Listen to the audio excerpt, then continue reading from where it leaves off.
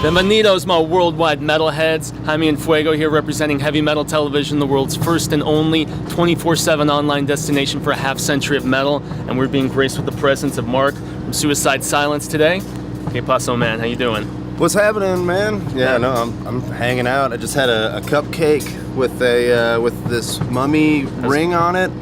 Pretty badass to be brandishing, man. Dude, that's what's up. I don't know what's going on. No, we just have. You got like a sugar high going on right now. I got a sugar high. We have the drugs and snacks family. There you go. It's an ongoing joke. It all combines together, man. We got a friend who just brought us so much Halloween candy and snacks, and it's we're just creeping up on us, man. Oh man, yeah. Month of October, So, very yeah, metal, I must say. I'm enjoying myself today very As much. you should be. Yes. Well, there's one thing that always has to be mentioned right off the bat now.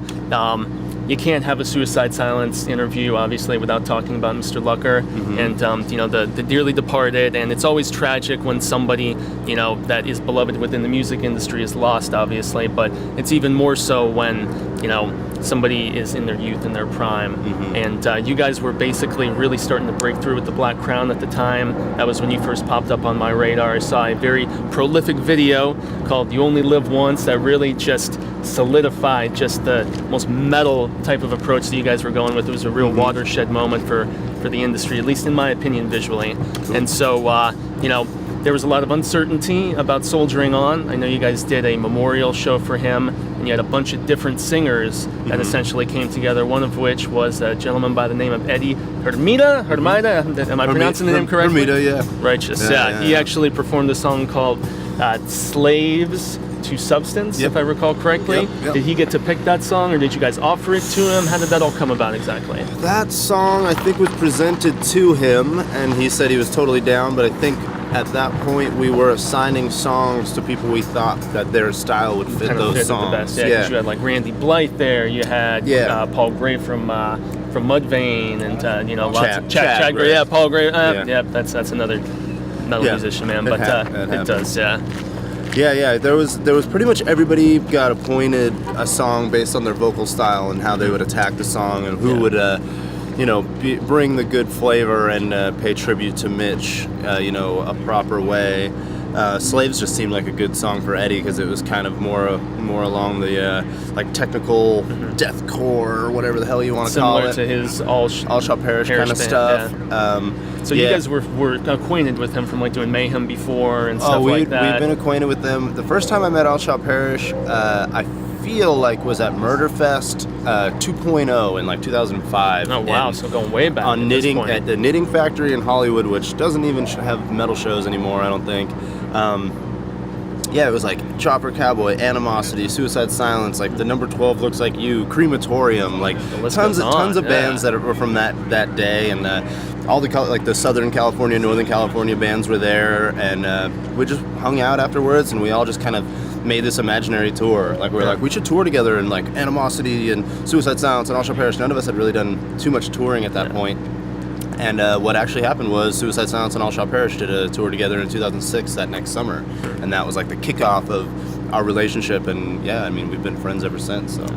So he obviously left an impression with getting on stage with you guys and actually performing for the first time if he stepped onto the mic and, took over the role. Yeah. I mean, it's with this, anybody knows there's the music and then there is being involved in the band. And can you coexist? And can you do it? And create it together. And it doesn't always work out. You can put like the fattest team of superstars on a sports team together, and sometimes it doesn't always work out. Exactly. And with Eddie, it wasn't like that memorial show in any way. It was some kind of like tryout, and I actually kind of blanked the entire time that we had performed with him, and like it doesn't even make any sense to look back. Like we hit up Eddie, we're like, hey, you want to sing on You Only Live Once so we can hear what you sound like on it? We didn't even need to do that. Like we had played with him before, we were so just obviously felt him out, kind of had. We knew that if Eddie would be down to do it, then he would be perfect for the gig, and we know him, and we know how he's just a passionate, honest person with everything. He brings a real vibe to anywhere he goes, and did it take some coercion, or was he up for the idea? For him, it took some, like, I'd use, like, soul-searching as the way to describe it, Those are big shoes to fill, obviously, man. Yeah. So. He didn't know... it makes a lot more sense to him now because we kind of told him in the beginning, we're like, if you want to do this gig, like, you're going to see how we work, and you're going to, it's not going to be like any other band you've ever been in. Just, I mean, one, we've been through, you know, losing Mitch has changed us. So him joining the band, we know we need what we need to do to make this band survive, and what we need to do to make him feel comfortable, to help him grow to be what we know he will be in this band, you know? And that's exactly where we're at right now, you know? Nice. We're, I mean, not to get like serious about it, but it's like we're learning how to be who we want to be and still it's a developing. process, Yeah. And it's cool, and we're not like trying to hide that or anything. That's just a part of the gig that we're at right now. Like we want to go out and be ourselves 100%, and we want to be ourselves in front of the fans. We want to meet the fans, and we want to be involved with everything that is this band, and just keep it going. Whatever happens is going to happen, and we want to do it passionately. Well, you know, Mitch's Shadow is obviously a bit on You Can't Stop Me, which came out this past summer. And, you know, just from him contributing the lyrics to that song, you know, being the title track and everything, it really kind of epitomizes getting through adversity, you know, facing down demons and trying to move forward. And I thought the music video for it was especially interesting because the walls closing in and kind of just not sure what the hell you're going to do when you're faced with a really seemingly insurmountable situation. But, you know, you guys have been doing some awesome creative work, obviously, and it's really kind of carrying the torch for his memory. Like you say on Don't Die, we sing these songs so you don't die because, you know, at least with the creativity of art, you can kind of live forever, you know, if you really leave that much of an impact like Mitch did. So, yeah, we definitely went that route, you know. I mean, You Can't Stop Me was starting to be written lyrically and musically before we ever even got the You Can't Stop Me lyrics. Yeah. Like, and once we got those lyrics and we saw where like Mitch's direction was going, it really made all the sense in the world on like where, like, cause like what you just said, the Don't Die lyrics. Like I wrote that in like January, you know, like I was writing those lyrics by myself with no music, just like dribbling stuff out, just like the way I was feeling. And and then reading music's therapeutic though, man. You know, it always is. You know?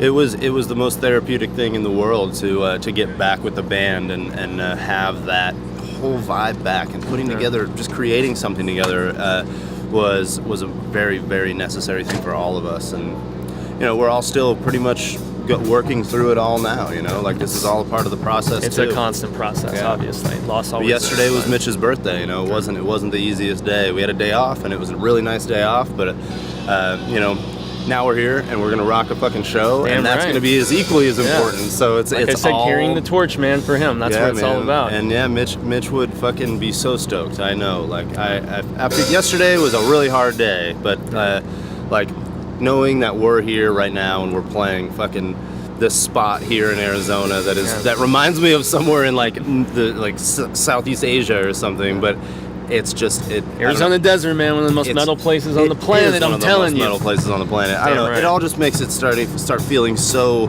right and so good, and it's a whole different feeling now.